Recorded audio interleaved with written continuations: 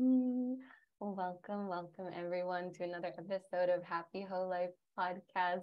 Today I am beaming. I'm literally like bouncing up and down in my chair today for our guest that we have joining us, which is Emily Flood. She is a fitness witch, which is just my favorite title in the world. But Emily, I can't remember exactly when we connected, maybe sometime last year, but you were doing this series on your Instagram telling, I think it was 30 days of stories you felt shame around sharing. And I just remember I was just like so like looped into your voice. Like I just could not stop reading your content. I feel the way that you blend fitness and wellness, but you bring in this full spectrum of the witchy side of healing, the spiritual side of healing, and all kinds of magical goodness that we are going to get into. But if you want to just say hello, introduce yourself, and share a little bit of your magic in this world in your own words.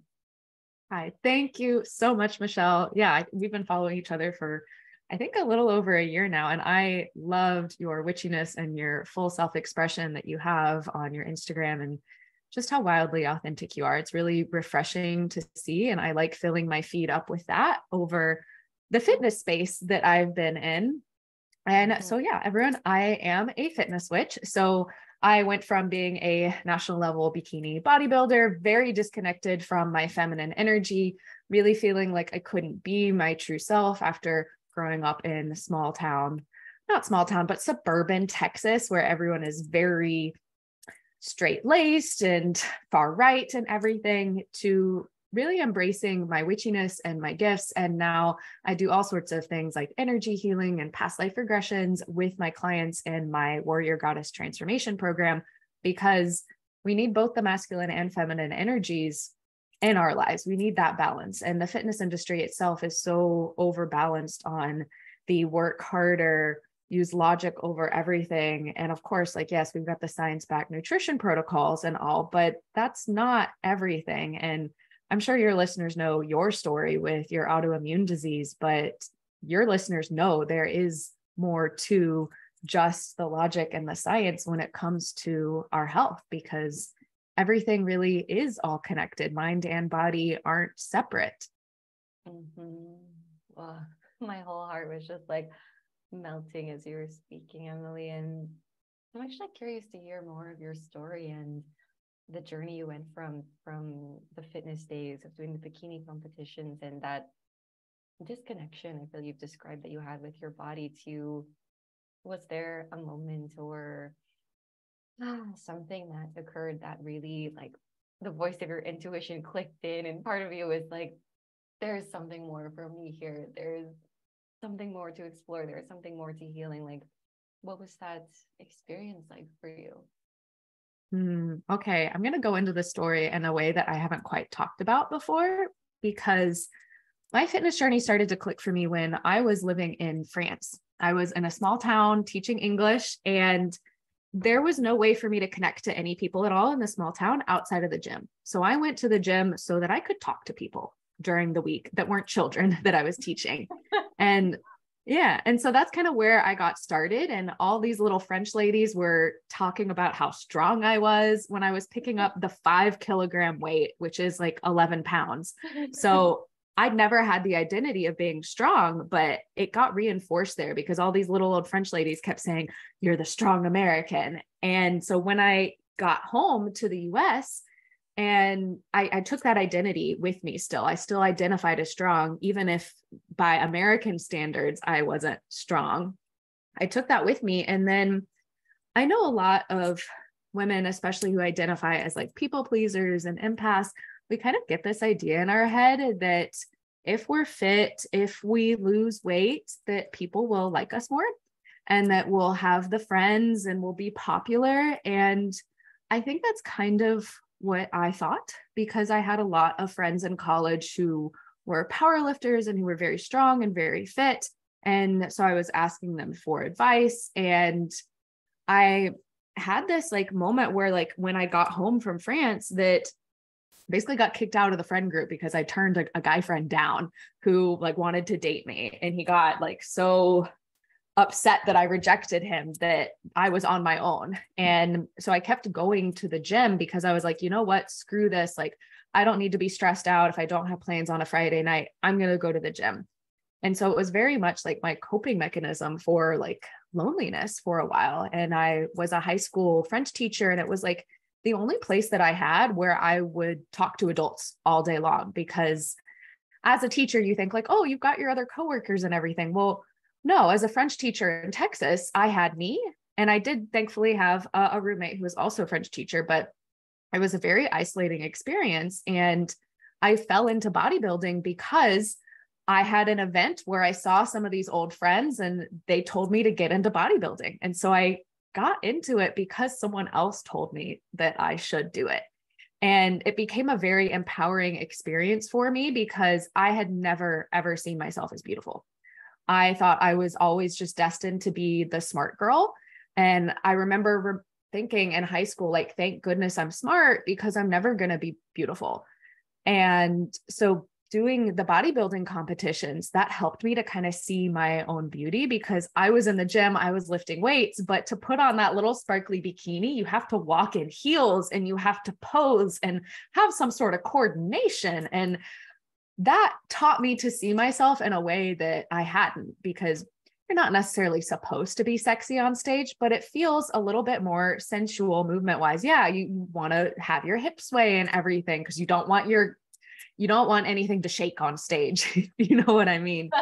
Yeah. And so then I did bodybuilding twice, and it was a very isolating experience. Like, I didn't have friends showing up to competitions like I thought that they would. I had this idea in my head that all of my friends were going to come back into my life and come to my competition and celebrate me after. And it was never that way, because I always saw on social media that all of these bikini competitors, like, they had all of their friends together and celebrating. And I didn't have that. And so I decided, I was just going to post on social media. And so social media really was like my backbone for that and gave me a sense of community. And then after I got off of the national bodybuilding stage and was able to quit my job to coach full time, I kind of fell into a bit of a depression because I didn't realize it, but I had undiagnosed ADHD pretty much for my entire life. And so when I left that structure of working the job and I was able to set my own schedule, my brain just went like, I don't know how to focus anymore. And so I got misdiagnosed with anxiety and depression first and got on antidepressants. And that is kind of where I started to find my sense of spirituality again, because the antidepressants for me, being someone with ADHD, made it worse.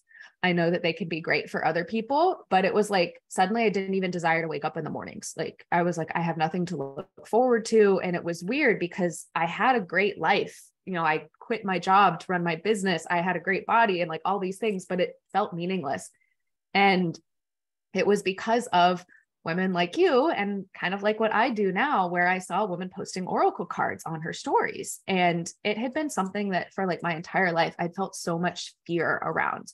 Like, I can't do this, even though I'd always been in Barnes and Noble, like staring at this section, like always combing through the books for years. And I'd owned oracle cards and I'd owned tarot cards before. And I'd tried reading them and I'd like collected them. And I'd had this like secret desire my whole life.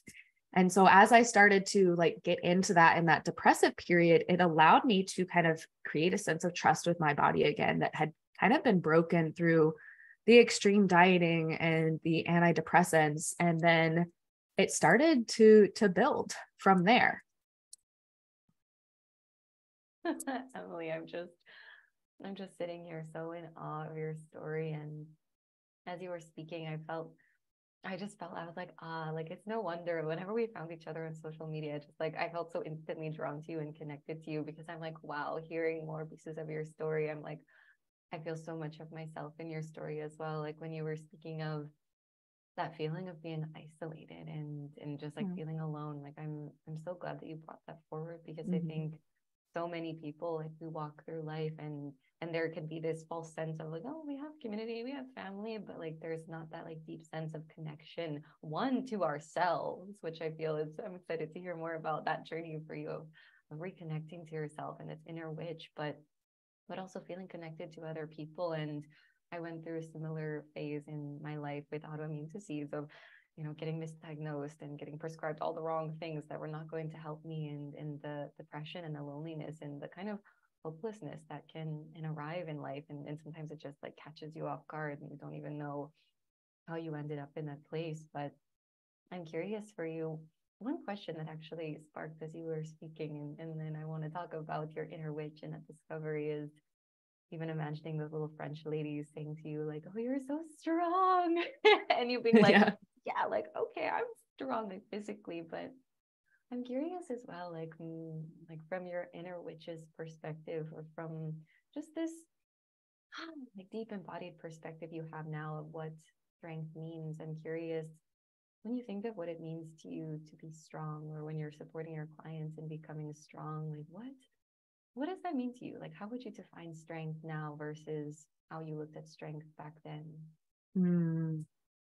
I love that question. So we can look at it from like the standard definition of strength, like in the gym, like being strong, like lifting up the weight.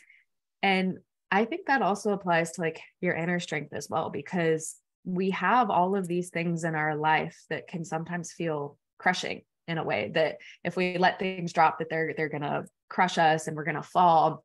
And it's kind of that knowing within that no matter what life throws at you, that you will be strong enough for it. Because just like in the gym, you do those reps and your muscles are sore the next day, but you did it. And so each challenge that life throws at you is going to be testing your inner strength, just like your workouts test your outer strength at the gym. And you will always get through it, even if you might be a little sore and feeling beaten up immediately after. But it's all making you stronger in the long term. And so having that inner strength to know that you will always be okay, and also sourcing that inner strength like from within you, instead of externalizing your strength and like needing other people. Because I think that's when we start to feel like we're weak, is when we need other people to make us strong. And so coming from that internal sense of you have everything that you need within you, and you can reach your goals and nothing is ever going to crush you, is kind of my definition, I would say, of strength. I like felt chills like from like my solar plexus upward as you were speaking, Emily. Just what you said about especially not outsourcing our strength to other people, because that's when we start to feel like we're weak, or we feel like we can't trust ourselves. It's noticing those places where we might be leaking our power, or seeing other people, like even like you said, like people telling you, oh, you should do bodybuilding. And of course, ultimately you received so many nutrients from that experience and learned a lot, but it's like, like starting to really trust our own intuition and trust our own inner voice above anything else. And I am so excited to hear more about you connecting to your inner witch and starting to play with oracle cards and everything that unraveled since then, because it just feels like I know for me as well, it felt like I lived so much of my life in a way that it felt like I was half asleep, or it just felt like there were these parts of my soul that were just like hidden and locked in some basement with like, the key thrown away somewhere. And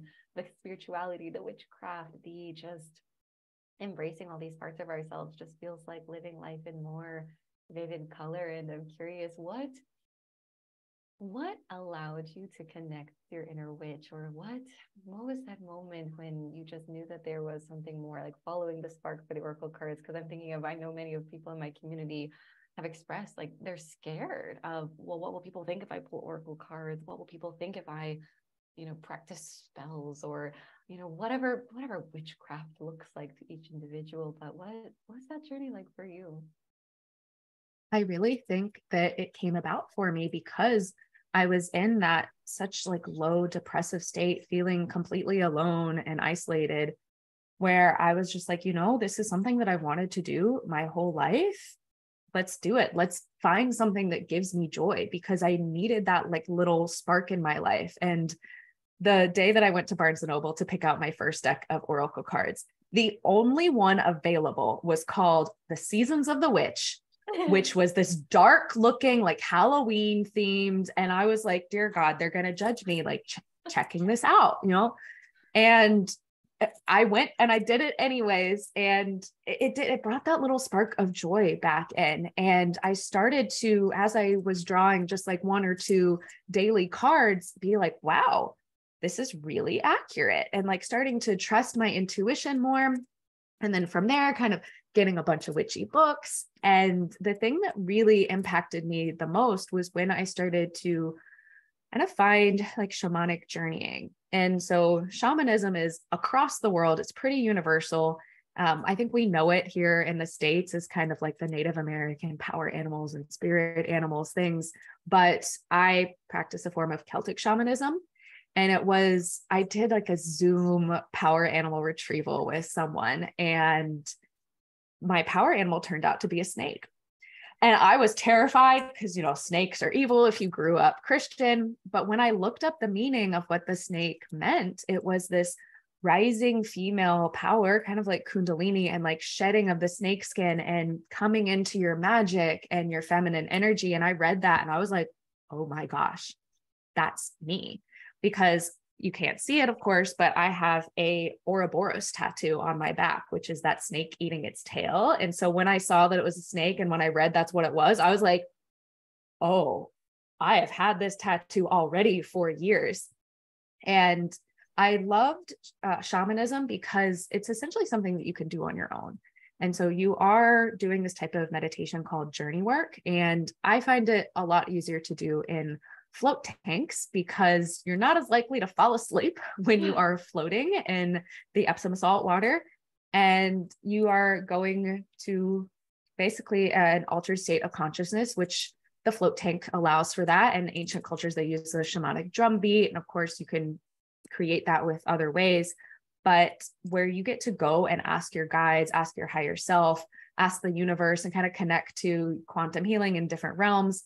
And it's like finding that power within yourself, because when I was kind of exploring what it meant to be a witch, I was like looking at Wicca and like, did I want to join a coven? And I did actually go to a coven meeting here in Austin, and my nervous system was wildly dysregulated when I went there. And it was like, my body was like, no, this is not for you. I felt very disconnected. And I am so glad that I didn't join, because if I had, I would have been outsourcing my authority again and giving all of my authority to the coven leader who must know everything.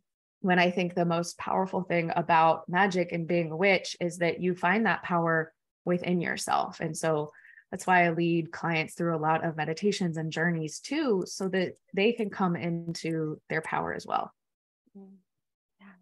Yeah. Yes. Like sulfur. Yes. And I'd also love to hear, Emily, about what it was like to navigate the fear of judgment from other people, because I know for many people, myself included, there's that lingering witch wound, that part of us that feels so deeply terrified of being embodied in our magic, putting it out there, allowing people to see us in our magic, and then having that feeling, whether it's like you're sharing content around something and you're talking about, magic, or sharing oracle cards, or even just being in your fullest fucking expression and unapologetically saying what you have to say. I just know so many people, so many women in my community who have felt that deep fear of, but what if I put myself out there and something fucking terrible happens to me? And sometimes it can be so dysregulating, like the same way you went into that coven meeting and we're like, nope, like this isn't for me. Like I just feel that like we talked about, that like inner strength, that inner moment of power that's like, no, this isn't for me. But on the other side of the coin, I feel like it's the same way. It's like connecting to that inner strength and that part of you that knows the way, who is willing to sometimes walk through the fire, sometimes walk forward, and let relationships die, let people fall out of your life, like let people talk about you, judge you, or think that you're like just like the weird witch on the internet. But I see the way you show up now with such confidence and such, there's just so much power and radiance in the way that you show up. And what was your journey like to cultivate that kind of just resiliency and ruthlessly having your own back? Ooh, okay. My journey feels like it was very slow. And now I've tapped into exactly like what I would have needed to make it faster. But at the beginning, it was very wildly dysregulating. Like I didn't think anyone was going to like it. It was something I was very scared of. And like, at first it was just telling like a guy I was dating. Right. And he was cool with it. And I was like, what? Very surprised. And then I went to a women's retreat here in Austin, and like all of the women there were like, yes, Emily, you're a witch. And I was like, what? You see me? It's not weird. And it was like through that community that they encouraged me to come out onto Instagram. I posted that, lost 200 followers, got, terrified again, and kind of didn't talk about it on Instagram that much because of it. And like every time I did, it would be, again, wildly dysregulated. And like that fear would come up because of the witch wound. And I have had past life experiences where being murdered as a witch, or being like killed for speaking up and using my voice and all of those sorts of things. And what has made the most amount of impact for me, I would say, is two things. One, being in a mentorship space and being in like a community of spiritual women who are authentically themselves. So I do have a business coach who is a witch, who helps promote me standing in my witchiness and my power. And I love listening to a lot of like very successful spiritual entrepreneur podcasts where they're always talking about like owning your gifts, owning your power. And like, I call it like my podcast coven. Like I have all these women virtually around me. They don't know I exist, but they're very important to me, type of thing. So like that mentorship and that community aspect, because I don't know witchy or spiritual people in person as much. I'm the girl at the gym who's the weirdo, right? And then the second thing has been really connecting to my guides and journeying on a deeper level, because I think it's really easy with a meditation practice or something to think that it's boring and you put it off and you don't want to do it, which is why float tanks have been so helpful for me, since I do have ADHD. And the type of meditation with going on journeys, I think it's very good for ADHD because you're imagining things. You're not just trying to clear your mind. And in the float tank itself, there's this like level of relaxation where I'm not like thinking like, oh, I should get up and do something, because no, like I've committed to an hour of floating and receiving from the universe. And the cool thing about that is that when your brain is in theta state, when you are in that altered state of consciousness and going on journeys or connecting to the Akashic records, you're connecting to like the collective unconscious and the quantum field. And healing happens so much faster there. And it's like, you don't have to go to therapy to like dig up the past traumas every single week for months. I've been able to clear some stuff so much faster in my float tanks and connecting to my higher self and the universe and just asking for help and like transmuting things, because I got out of an abusive relationship last August. And that has been something that, like the trauma's kind of just been there, like niggling. And there have been moments where in the float tank, it's just like been like a snap, like, okay, I don't need to be scared of this anymore. Like, okay, like I can do this. And I've had like death rituals and float tanks as well, where I come out of it and I'm like, that was like a year worth of therapy in 1 hour. And so the float tanks, especially, and like connecting to my guides, have been really helpful, because it's like, each time I do it, I get this like re-up of like, this is what I'm supposed to be doing. I need to share my voice, own my power, like fuck the haters. And like, that happens like each and every time I connect to the quantum field, my higher self and everything. And so I definitely recommend that for people. Wow. Oh, I feel like every time you speak, Ellie, I'm like, titty shake. Like, yes. And I'm feeling very inspired because I've never tried a float tank for myself, but I just feel like, one, as a Pisces, a water baby, I'm like, if there's water, like sign me up. So I'm very excited to go find if there's a float tank near me. But I love this. Like, one, I feel that aspect of the community as you were speaking about, because I have maybe like one witchy friend in the area here, but mostly my spiritual friends I've met through the internet, which is kind of magical and witchy in and of itself, but it's like having that sense of community. And I feel also, as we are, whether it's stepping into a new texture of your expression, or owning that you're a witch, or owning your spirituality, or owning the fact that you're psychic, or whatever it is, it's having safe spaces to practice being seen in that by people who you're going to be met with love and acceptance and celebration. And I remember even in my journey, Like I was so nervous to share with my partner, my husband. I was like, I'm gonna do oracle cards. Is that weird? And he's like, I don't really know what that is. Or I'm like, honey, I did a past life regression, like hiring someone, a mentor, and it's like, I'm crying, and I'm like, oh my God, babe, so this happened, and this, and this, and then he's like, I don't really know if I believe in past lives, but like, I'm really glad it's helping you, and this is really cool. But that was like a few years ago, and now it's like, even just the other week, we were at a coffee shop, and I was pulling oracle cards for my husband, and he was like not blinking an eye. He didn't care if people looked at us weird or were like, what are they doing? What are those cards? He was just like, yeah, wow, like that message really lands. And so I think it's so beautiful to have that community where we feel safe to explore new parts of who we are. And I'm curious if this was true for you as well, Emily, but I know for me, as I was stepping into being really expressed in who I am and unraveling and uncovering these hidden gems of my soul that were locked away in the little basement, it's like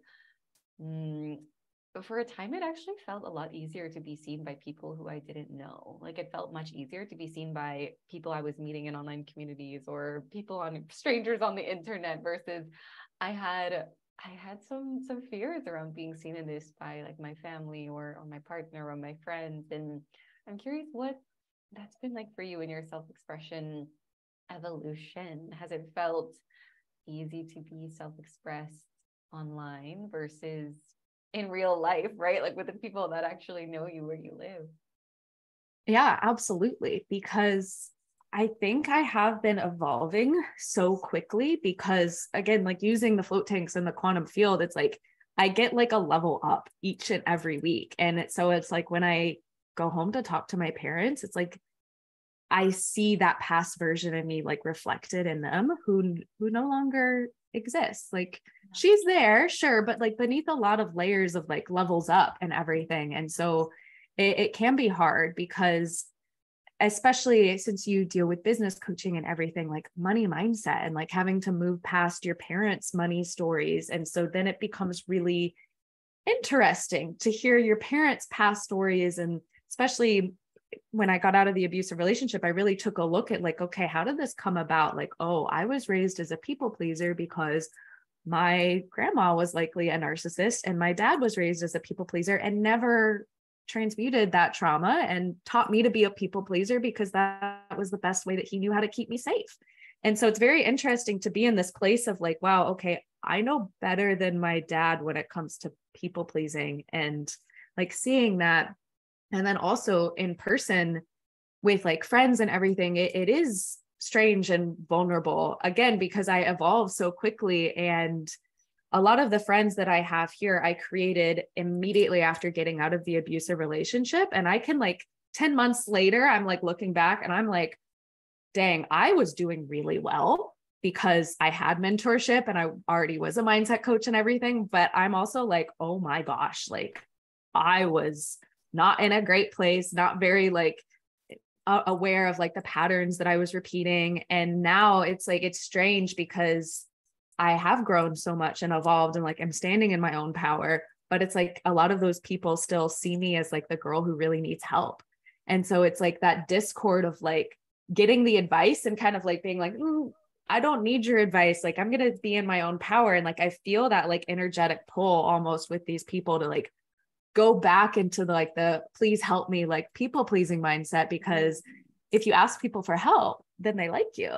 I think that's something as people pleasers, we know where we like try to minimize ourselves for others to help them to feel appreciated. And so that's been like my battlefield kind of is the gym where it's like standing in my own power because the internet feels so much easier. I love that so much. And just this energy of it takes courage to show up as a new version of yourself, not only of course online and social media, but also in real life relationships. And I know for me, I always say like when I go home to visit my parents who I love dearly, but I was a very, very different person when I grew up in the house that they still live in.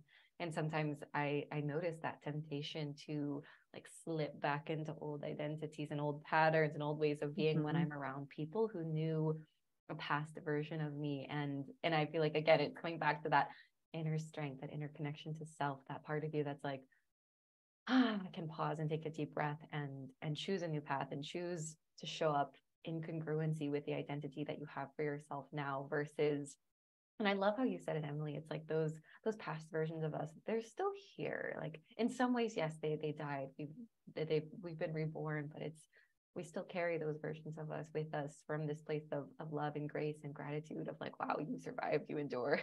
Thank you, thank you, thank you. And it's safe for you to rest now. It's this different version of us, or this like, it's like simultaneously the leveled up version of us, and also this like part of us that was always there and it's just now been illuminated or rediscovered. It's like, I just feel like it's almost like we're going on a treasure hunt to meet the deeper and deeper and truer versions of ourselves. Like every step that we take and every evolution that we walk on. And one thing I wanted to ask as well, I feel like there's two things. One of them floated away, but I'll go with one other thing is circling back to when you did those 30 days of telling the stories that you felt afraid to share or that you felt shame around. Again, and I'll have Emily's Instagram linked in the show notes. So definitely everyone go follow her and just bask in her medicine, receive the gift of her presence on your feed. But I feel like you have so much medicine and so much wisdom in the realms of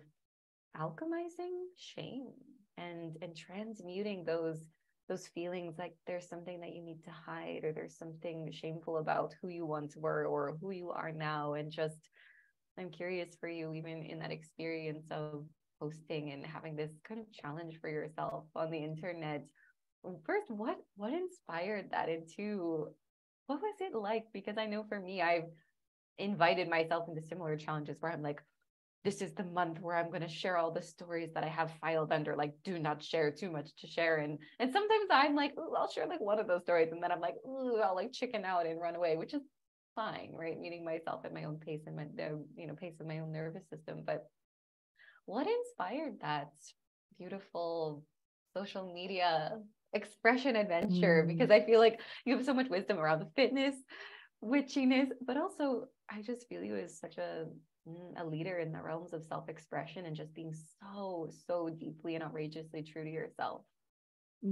Thank you so much. And what inspired that was my own coach, who was talking at the time about how the story that you most need to share is the one that you're most scared of sharing. And that is what your ideal clients need. And that is like the medicine that the world needs, is what you are most scared to do, which of course plays back to being fully witchy in my business, of course. But it was terrifying sometimes sharing those stories, because I had this story in my head that the people at the gym were gonna read it, like that I knew in real life. And I do a lot of unshaming work. I have a little 6-week program on unshaming fitness that'll be relaunching in July, to get people into like self-love with their bodies and like release the negative thought processes without like bypassing things and going into like toxic positivity. And so I knew I needed to like transmute shame, except I can still see so many areas, especially in the gym, with all of these men, because it's mostly guys in the gym, where they're scared to talk about their feelings. They're scared to be themselves. And so it felt very vulnerable for me to talk about those stories, especially the struggles that I was having at the time of those 30 days with my friendships, and feeling very isolated and like ignored and like wondering if I was repeating the same toxic patterns. But it felt really good to share, to show people that emotions were okay and how I was transmuting emotions for myself and moving from like days where I was like crying and feeling like I was abandoned to feeling more empowered again. And that was a very fun experience for me to share all of those stories. Wow. I love hearing that. And as you were speaking, I remember the other question I wanted to ask about people pleasing, but again, everyone definitely go check out Emily's Instagram, because I feel like even in witnessing another person unshame themselves in a way, or witnessing another person just speak the pieces that are on their heart that maybe they're afraid to share, but that deepest part of them is like, no, this is medicine for me first and foremost, to just type this up or speak it out or whatever it looks like. I feel like there's there's so much medicine in even witnessing another person. And the other question I wanted to ask was about the people pleasing, because I too am definitely a recovering people pleaser. I'm raising my hand over here. And I know many people in my community as well resonate with that archetype of the people pleaser. And I'm curious, one, and I think you already mentioned that, of course, people pleasing in a way, it gives us this sense of safety, right? Or your dad taught you to people please because that's his way of saying, like, I want my daughter to be safe in this world. And this is the only way that I know how to teach you to be safe, is to people please, is to put yourself last, is to cater to other people, is to, shrink yourself so that you don't get hurt. And one, I'm curious, what, if any, like fringe benefits do you feel there were to people pleasing, or in thinking about in what ways people pleasing has served you in your life thus far? Versus second question is, what nutrients, what magic, what medicine has lived on the other side of you, deciding and choosing to kind of put that inner people pleaser to rest, kind of let her, like, I just imagine like tucking her in, like wrapping a little silk blanket around her and being like, you can take a rest, like go on some vacation. We don't need you anymore. We are strong. We are brave. We are big. But yeah, I would so love to hear about that experience of people pleasing.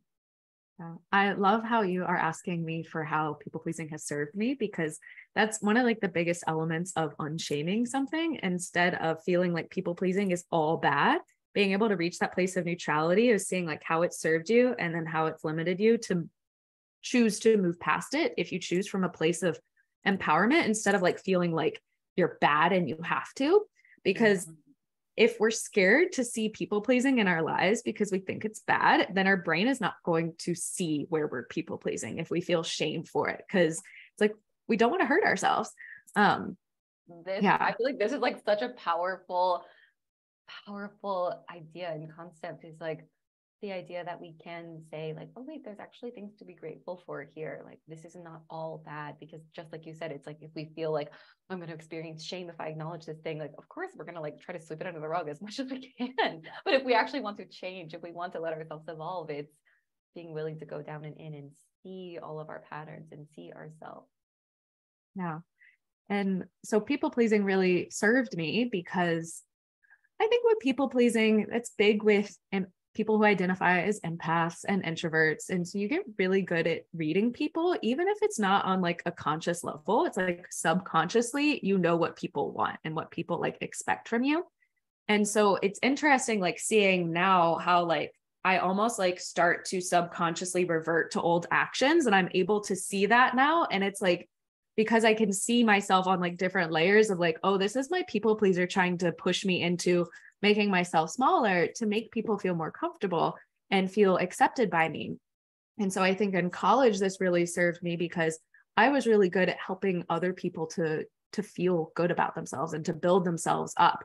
And so I was always like the hype friend, the friend that you wanted around to make yourself feel good. And there was this event in college where I was dyeing everyone's hair, and it was very much me self-sacrificing my mental health and my free time, because I knew no one else could dye hair as good as me.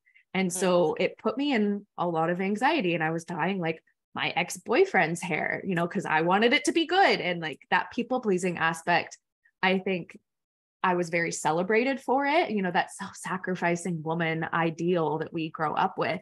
And I think it helped me to grow on social media in a way. Back when I was starting my Instagram, people started to love my recipes.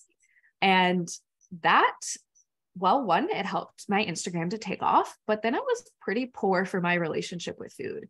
And I, through that experience, I have a food blog that still gets millions of hits on Pinterest every month, which is wild. So you guys can check out my food blog, amyogifit.com. It's still there, but it really damaged my relationship with food in a way, because I was so focused on like, oh, I need to make another recipe for the people on Instagram. I need to make another recipe. So I was constantly scrolling Pinterest for food ideas and constantly inundating myself with food porn, essentially, and making myself hungry.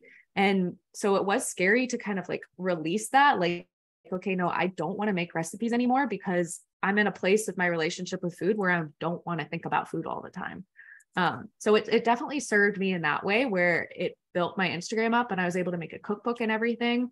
But it's been scary for that transition to be like, okay, recipes isn't my entire life anymore. And I'm really glad that I've been able to get away from that because I see my food blogger friends who are now like huge on social media where they make all of their money from food blogging. And I'm like, I cannot imagine what their relationship with food is like. Always having to make low calorie recipes for people and like, yeah, it's like that's not your soul's path. No. Yeah. And because you don't hear it, but like a lot of them really do struggle with disordered eating behaviors because of the food blogging, but you're never going to hear them talk about that because the only thing that they post on their feed is food. Never the stories. And I love that you said this too, because my business, I actually started as a nutritionist and I too, I have recipes on my blog and like recipes on Pinterest, but I too also at that time really struggled with my relationship with food, like having a history of eating disorders and then getting diagnosed with autoimmune disease and being put on all these restrictive diets in order to heal. It was like, yes, eliminating certain foods for a certain time, did it perhaps serve my body? Yeah, but did it destroy my mental health? Yeah. and I feel like it's, again, that noticing the places even in our business where we are people pleasing and it's like, well, like what are the people going to do if I stop making recipes? I have to keep making them. And it's like, but if in doing so you're abandoning your own soul or struggling with a disordered relationship with eating but not even able to acknowledge it because it's your source of income, so you have nowhere to go, I feel like there are a lot of entrepreneurs that walk around feeling really trapped in their business and don't know that you're allowed to evolve. Like if you're starting to feel weird and squirmy in your business, like you are allowed.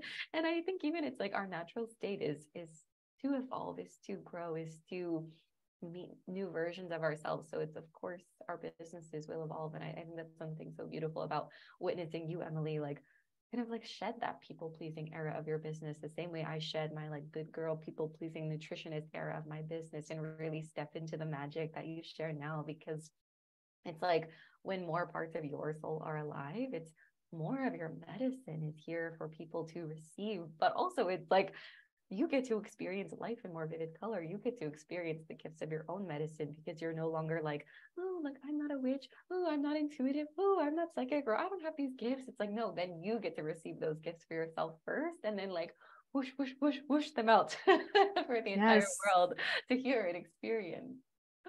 And it's true. It's like my life is in so much more color now because I was terrified of being witchy in my business. I thought I had to follow like the same fitness coach model of like the low ticket fitness coaching model where you are a fitness coach and then you hire assistant coaches. And I just felt so disconnected from my clients because they were under an assistant coach. And it was very scary bringing the witch out. And I did lose some clients because of that, but it was almost because in a way they had hired the people-pleasing codependent version of me. And so releasing them, while it was kind of like scary from like an income point of view, I've been able to call in a lot more clients who really are like soul aligned clients who get me and who do the work more because they value my medicine more. And so just like last weekend, because we had the full moon, like now that I'm like more fully out and more like fully like, yes, I am psychic. Yes, I do past life regressions and everything. I did this full moon ritual. I had like rose petals on the ground and I did this voice activation ceremony actually, which you might enjoy. And I was chanting Om as the moon was rising. And there was the storm in Austin that night. And as I was chanting, the storm just grew and grew and grew. And it just felt like this magical, insane experience where it felt like my voice was causing the storm to grow. And I get chills thinking about it now, but it's just finding that level of magic and enjoyment in your life. Like when you are fully self-expressed, like I love my life so much more, even though there are still things that I want to change and ways that I want to grow in my business, of course, but being like in that present moment, like loving who I am is completely priceless. I just got so many chills as well. Like, don't you love it when like Mother Earth coincides with our voice activation? Or I remember like well, I think I was like recording something. I think it was like an EFT tapping I was recording in like a storm, like whoosh in, like I live in Michigan, and I was like, whoa, Yes. like the thunder speaks. And I think it was like, I was like, declaring like letting go of the dynamics of playing small, letting go of the dynamics of fear. And then the thunder like boomed. And I was like, Yes. shit. But it is that like just deep connection to, I mean, I feel so much of to me being a witch is also just connecting to nature and Yeah. feeling the connection and the support that is all around us all the time. And I think what was the last question was wanting to drop in, was it scanning the ethers? I was around even, as you boldly and courageously live this colorful, beautiful life that you've cultivated for yourself. I'm curious, what is it like for you to lean into the support that is around you, whether that's from spirit guides or ancestors or even past life versions of you? Like, do you feel like you have any practices of almost like one, like remembering that there is support around you? Because I know even for me, sometimes I have moments when I feel like, I'm all alone. And then I'm like, oh, wait, like literally there are beams of light all around me. I'm so supported. Let's remember the support is here. But do you have any words of wisdom, or also just any final things that are on your heart that feel like they want to be shared? Yes. And that like feeling of isolation is so real because we grew up with this idea that we're separate. Right. And so like through tapping into your witch powers, like you realize your witch powers, just your witchiness, your intuition, like you realize like nature is there to support you. Nature is medicine. You're never alone because nature is there. And then if you choose to tap into guides and spirit guides, then it's like, oh, wait, I'm not alone because they're there. And you can go deeper into like the collective unconscious and you're like, oh, the whole universe is there for me. And it's so empowering because then you realize it's an illusion that we're alone. Even if I feel maybe like I don't have friends to support me in real life, I feel very supported by my guides. And there was this cool story where I did a past life regression. I was visiting my Akashic records and I saw this past life where I was an Avalon priestess for the Morrigan, who is one of my deities. And in this past life, I met, he was like my guard at the time because every priestess had a guard with her because the priestesses were kind of a little bit like people pleasers, right? Where they wanted to help everyone and to give the medicine to everyone because they saw the good in everyone. And so therefore they all had guards who were there to kind of hold back the people who really weren't good, who weren't going to reciprocate, who were going to harm them. And so in this past life regression, this guard actually turned to look at me and was like, oh my gosh, you found me. And now he's one of my spirit guides. And it was very interesting for me because he told me his name was Andreas. And in the meditation, I was like, okay, that is not an Irish name. That's weird. I just made that up. But then I went and Googled what Andreas meant, and it means like male and like masculine energy. And like one, I was crying when I found him. And then two, it's really powerful because after getting out of an abusive relationship, I don't trust much male energy in my life, right? I have this like subconscious belief that I have been working on clearing, that if I get into a relationship again, it's going to be with someone that I can't fully trust, or they won't fully support me, or that even that support doesn't exist for me out there, especially being a female entrepreneur who's also a competitive athlete. I feel like I make a lot of men insecure. And so to have that guide be that support of like secure masculine energy, where anytime I'm feeling like I'm lost and like I don't have the support that I need, I'm able in meditation to get a hug from my spirit guide, and like be like, have that advice of like, no, you are supported, you can do this. And it's so powerful to have found that. And of course, I have other guide stories as well on my own podcast, but that's been like the most recent one that's truly been life-changing. Oh my goodness. I feel I'm like simultaneously, my eyes are watering, my soul is like shaking, like, wow, Emily, that is just so beautiful and so powerful. I just feel like, again, there's so much medicine that is, I know for me, for many decades of my life, the first 2 decades, if you will, that went undiscovered, that went unexplored. And it's like, I feel like when you kind of crack the door open to connecting to your spirituality or connecting to past lives or whatever form of medicine your intuition and soul takes you towards, it's the kind of remembrance, the kind of healing that happens when we open those doors and walk through is just so powerful. And I feel it and I see it in your radiance and in the way you show up. It's like, oh, it's so beautiful. And I always like to close out calls or close out conversations with celebrations and acknowledgments. And I'm curious for you, Emily, is there something that you really want to celebrate about yourself, or something you want to acknowledge about yourself? I think the biggest thing that I am celebrating is like looking at where I am now and looking at where I was a year ago in a narcissistic abusive relationship, completely unaware, and the like massive amount of growth that I have gone through in the last year of really stepping into my own power and owning who I am, and like creating so much more peace with my body and mindful eating, and also being the strongest human physically that I am. I'm powerlifting now and I'm bench pressing 175 pounds, aiming for 200 pounds soon, which is insane to me. But I'm just so proud of like past Emily for like going through that and continuing to up level despite like all the like rocky ups and downs that I've seen over the last year, and continue to show up as my higher self, not just for my clients, but for me and my own evolution. So Wow. Look at me. I'm like over here crying again.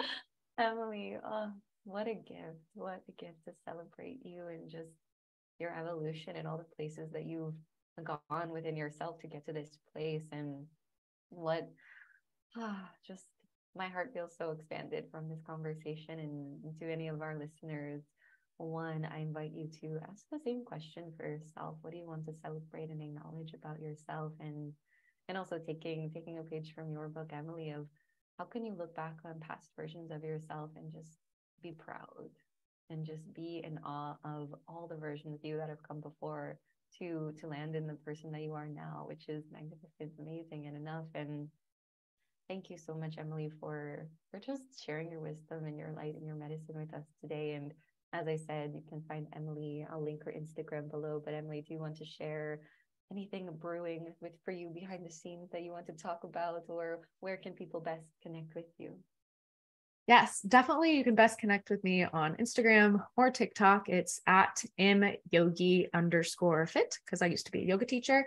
And my main program right now is the Warrior Goddess Transformation Program, which is a 12-month goddess ascension program where we use feminine energy magic with embodied strength training to create that physical, like, yes, weight loss and muscle building transformation, but also to help those introverted empaths and people pleasers to fully own their inner strength and become the goddess and embrace your magic and your gifts on such a deep level. So truly fitness and witchcraft. And I'm so excited for all the things coming up within that program. So yeah, thank you. Oh, amazing. Yes. And everyone definitely go check out all the magical things in Emily's world. And I can tell just the nutrients that live in this program by the way your whole energy lit up when you spoke about it. I'm just like, it's going to be so good. But thank you. It's such a gift. And take care to all of our listeners. And if you have any takeaways or you feel called to share, feel free to take a screenshot of the podcast, tag me, tag Emily as well, so that we can celebrate it and shout you out as well. But thank you, Emily. It's been such a pleasure. Thank you. And no one, don't hesitate to reach out on Instagram.